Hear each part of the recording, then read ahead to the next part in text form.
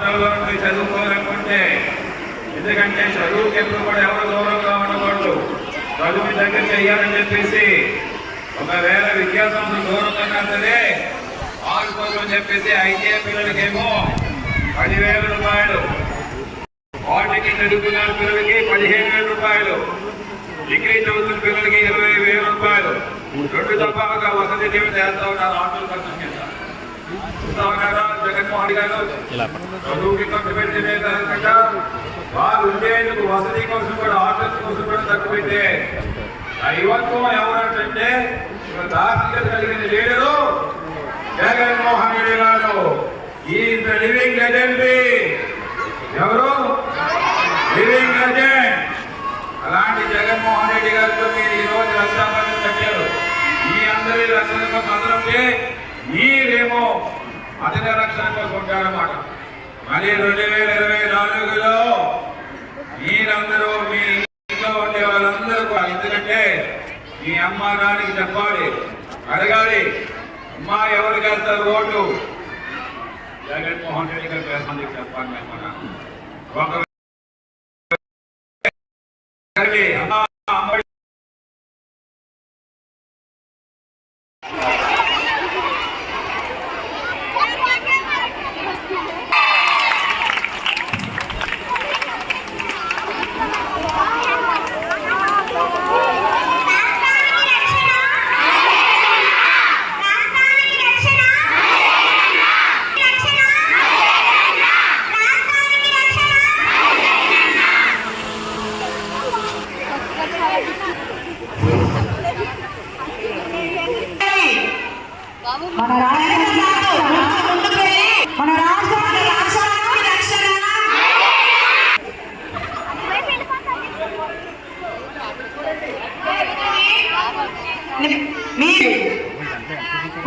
తీసుకున్నారమ్మా చేయండి.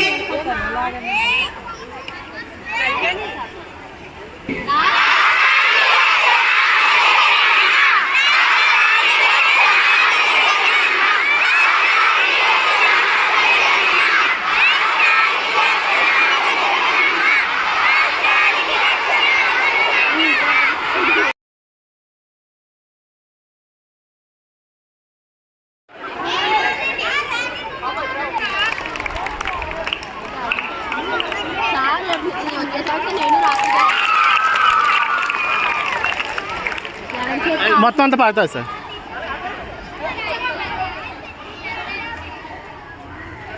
అందరికీ నమస్కారం. వీరమణి హై స్కూల్ ప్రిన్సిపల్ గారికి, టీచింగ్ స్టాఫ్కి, ముఖ్యంగా విద్యార్థులందరికీ కూడా ప్రత్యేకంగా విషయం తెలియజేస్తా ఉన్నాను.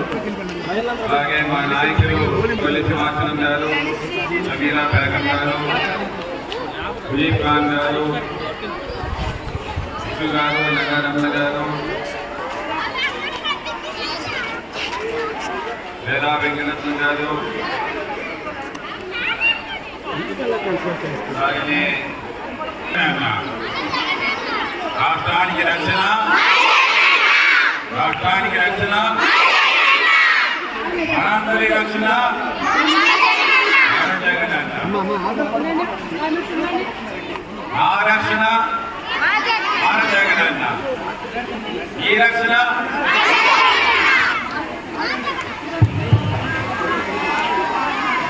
చాలా చెప్పేది మాకు మీరందరూ కూడా ఇంట్లో వచ్చి, కానీ మన జగన్ కోసం, మన జగనానికి అందరూ కూడా రాఖీ కట్టారు, నా కట్టారు రాఖీ. మీ అందరికీ కూడా నేను ఎప్పుడు కూడా అండగా ఉంటాను. మనందరికీ కూడా ఎప్పుడు కూడా మన జగన్మోహన్ రెడ్డి గారు సీఎం గారు అండగా ఉంటారు. ఈ రాష్ట్రానికి ఒక అండగా ఉంటారు. అందరికీ కూడా బాగా చూస్తారు. నిన్ననే ఒక పథకం ఏజీపీలు రియంబర్స్మెంట్, విద్యా దీవెన, వసతి దీవెన 15,900 కోట్ల రూపాయలు 4 సంవత్సరాలలో ఎవరైతే డిగ్రీ చదువుతున్నారో ఈ దశలో 69,000 అది కట్టలేదు, మీ వాచ్ కట్టచ్చు కదా.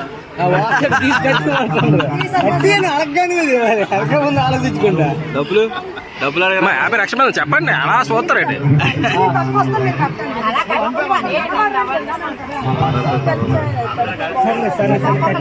టాప్లో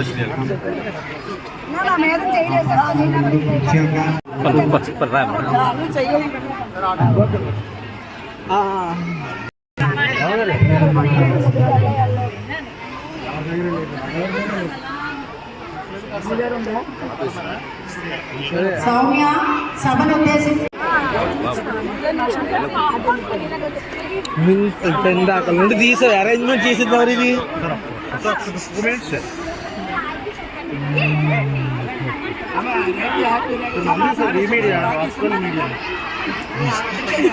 కుమార్ మీడియా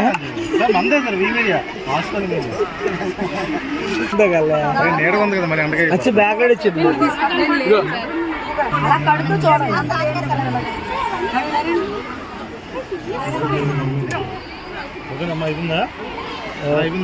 అయిపోయిందా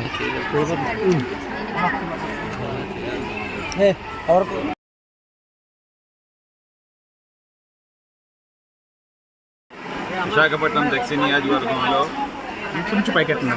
రక్షాబంధన్ సందర్భంగా సరే యూనిమరీ హై స్కూల్ వాళ్ళందరూ కూడా ఆడపిల్లలందరూ కూడా ఆ స్కూల్ వాళ్ళు మాకేమో ఈరోజు జగనన్నకి రక్షాబంధన్ కడతాము, మీరందరూ రావాలి అని చెప్పేసి చెప్పగానే మీ అందరూ కూడా రావడం జరిగింది. ఎంతో ముచ్చటగా ఆనందంగా జగన్మోహన్ రెడ్డి సీఎం గారు మా యొక్క రక్షణ అని చెప్పేసి వారికి మేము రక్షణ బంధన్ కడతామని చెప్పేసి ఈరోజేమో రక్షాబంధన్ కట్టడం జరిగింది. పిల్లలందరూ కూడా చూడడం వచ్చునుగాన జగన్మోహన్ రెడ్డి గారు సీఎం గారు నిత్యం విద్య మీద ఎక్కువగా ఇంపార్టెన్స్ ఇస్తామన్నారు. చదువులతో పేదరికాన్ని ఎదిరిద్దామని చెప్పేసి జగన్మోహన్ రెడ్డి గారు నిత్యం కూడా గత 4 సంవత్సరాలుగా పనిచేయడం మనం చూసాం. 69,200 కోట్ల రూపాయలు నేరుగా కేవలం విద్య కోసం ఖర్చు చేసిన మహానాయకుడు ఈ భారతదేశంలోని ఎవరైనా ఉన్నారంటే అది ఆంధ్ర రాష్ట్ర ముఖ్యమంత్రి సీఎం జగన్మోహన్ రెడ్డి గారని తెలియజేస్తానన్నమాట. విద్యా దీవెన కింద 4 సంవత్సరాల కోసం అని చెప్పేసి 15,900 కోట్ల రూపాయలు 4 సంవత్సరాలుగా తల్లుల ఖాతాల్లోనేమో సుమారు 9,50,000 మంది విద్యార్థులకి ఎవరైతే డిగ్రీ చదువుతున్నారో ఇంజనీరింగ్ చదువుతున్నారో పూర్తిగా ఫీజు రియంబర్స్మెంట్ ఏమో చేయడం జరిగిందన్నమాట. అంటే ఈరోజు ఏ విద్య చదివినా సరే పూర్తిగా ఫీజు రియంబర్స్మెంట్ ఫీజు భారం అంతా కూడా జగన్మోహన్ రెడ్డి గారు సీఎం గారే భరిస్తా ఉన్నారని చెప్తా ఉన్నాం.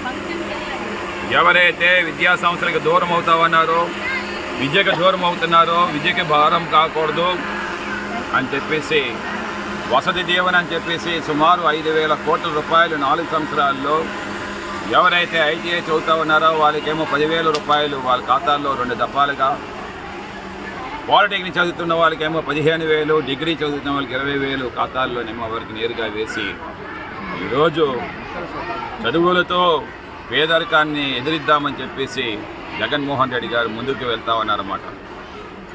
ఉదాహరణ నేనే నా చిన్న వయసులో ఇదే ఏరియాలో కోట వీధిలో పుట్టామన్నమాట. అతి పేదరికాన్ని చూసాం. 5 పిల్లలమి.